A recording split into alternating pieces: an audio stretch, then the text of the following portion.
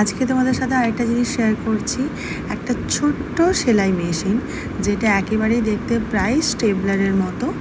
এবার এই যে দেখতে পাচ্ছ একটা সুচ দেওয়া আছে আর একটা সুতোর রিল দেওয়া আছে, যেটা তোমাকে এই যে কানেক্ট করা আছে সুতোটা গিয়ে আর সুচটার মধ্যে দিয়ে সুতোটা বেরিয়ে এসেছে।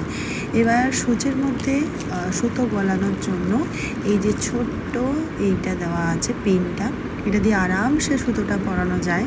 আমি নিজেই পরিয়েছি সুন্দর করে, তোমরাও মানে খুব ইজি মানে কোনো রকম সমস্যাই নেই।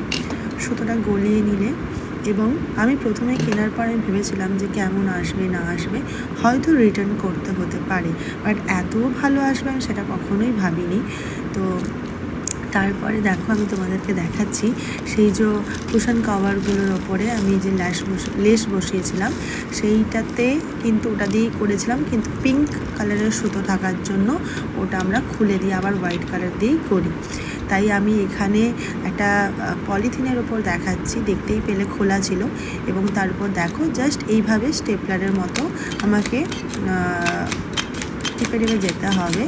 তো তারপরে তোমাদেরকে একটু হালকা মানে যেখানে ছাড়তে চাইছো সেই জায়গাটা হালকা একটু ব্যাকে এসে তোমাকে কিন্তু ছাড়তে হবে, না হলে আবার সেলাইটা খুলে যাবে। এই একটা ছোট্ট ট্রিক্স আছে, না হলে কিন্তু সেলাইটা খুলে যাবে।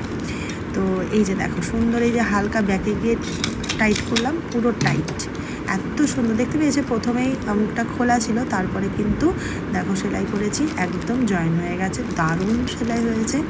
এবং আরামসে তোমরা কিন্তু এইভাবে সেলাই করতে পারো, কারণ আমাদের অনেক টুকটাক সেলাই থাকেই যেগুলো আমাদের ফিটিংসের জন্য হাতেই করতে হয়, তো আরামসে সেগুলো ভালো হয়। আর হ্যাঁ, একই জিনিসের অনেক রকম দামের ছিল, তো আমি যেটা নিয়েছি খুব রিজনেবলের মধ্যেই নিয়েছি। যদি তোমাদের এটা পছন্দ হয়ে থাকে অবশ্যই লিঙ্ক বলে কমেন্ট করো, আমি তাদেরকে সবাইকে লিঙ্ক পাঠিয়ে দেবো। তো চলো টাটা। আর হ্যাঁ, কেমন লাগলো জানিও।